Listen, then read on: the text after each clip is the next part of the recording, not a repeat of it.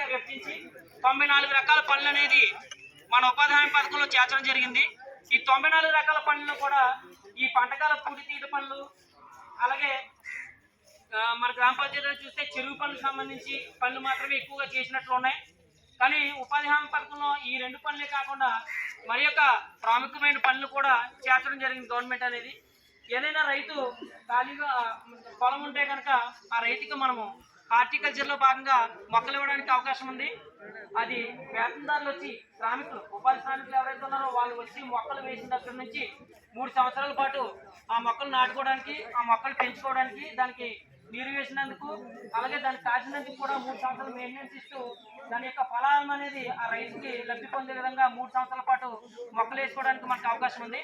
మొక్క రకాన్ని బట్టి 60 మొక్కల నుంచి 120 మొక్కల వరకు కూడా మనకి ఇవ్వడం జరుగుతుంది.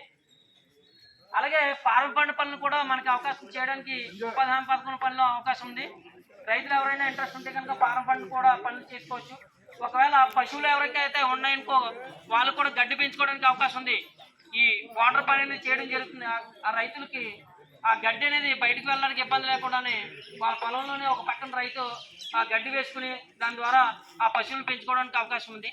అలాగే ఎక్కువ పశువులు ఉన్నట్లయితే కనుక ఆ క్యాటిల్ షెడ్లు అనేది ఉన్నాయి. అందుకే పశు సంరక్షణకు సంబంధించి ఒక షెడ్యూల్ రూపంలో గతంలో చూస్తే మనం ఒక పాకల రూపంలో నిర్మించుకునే వాళ్ళము. వాటికి సరైన సంరక్షణ ఉండేది కాదు. దాన్ని దృష్టిలో పెట్టుకుని ఉపాధి హామీ పథకం ఏం చేసిందంటే ఈ యొక్క క్యాటిల్ షెడ్ అనే పనులను కూడా చేయడం జరిగింది.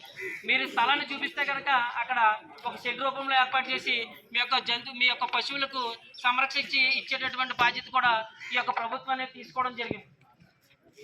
అలాగే మన గ్రామ పంచాయతీలో చూస్తే కనుక చెరువులు ఏదైతే ఎండాకాలంలో మనకి చెరువులు ఆరిపోతాయో అప్పుడు చెరువు పని చేసుకోవడానికి కూడా అవకాశం ఉంది. మన గ్రామ పంచాయతీలో చూస్తే శ్మశానాలు, అలాగే మన గ్రామ పంచాయతీకి సంబంధించి ఆర్బీకే సంబంధించి బిల్డింగ్స్ ఇవన్నీ కూడా ఉన్నాయి. వీటి దగ్గర ప్రభుత్వ భవనాల దగ్గర ల్యాండ్ లెవెలింగ్ సంబంధించి అంటే భూ అభివృద్ధి పనులు చేయడానికి కూడా అవకాశం ఉంది. రైతులకు ఎవరైతే ఉన్నారో వాళ్ళందరికీ కూడా ఈ పనులన్నీ కూడా ఉపయోగపడతాయి. అదేవిధంగా రైతులకి ఆర్సీపీ రోడ్లు అంటాం, అనగా రూరల్ కనెక్టివిటీ ప్రాజెక్ట్ ద్వారా మట్టి రోడ్ల నిర్మాణం పని కూడా మన ఎన్ఆర్జీఎస్ పనిలో ఉంది. అంటే రైతులు ఇష్టపడి వాళ్ళు మట్టి ఇస్తే కనుక ఉపాధి శ్రామికమైన మనం వెళ్ళి ఒక రోడ్డు అనేది ఫార్మ్ చేయడానికి అవకాశం ఉంది. అలాగా మన గ్రామ పంచాయతీలో ఏ పనులు మనకి ఉన్నాయనేది ముందు మనం గుర్తించుకోగలిగితే మన పంచాయతీలో, మన గ్రామంలో, మన పొలంలో కానీ, మన రైతుల యొక్క పొలాల్లో కానీ ఉన్నటువంటి పనులు ఏవైతే ఉన్నాయో వాటిని మనం ముందుగా గుర్తించుకొని వాటిని గ్రామ సభ దృష్టికి తీసుకొస్తే కనుక గ్రామ సభలో సెక్రటరీ గారు, అలాగే గౌరవ సర్పంచ్ గారు సమక్షంలో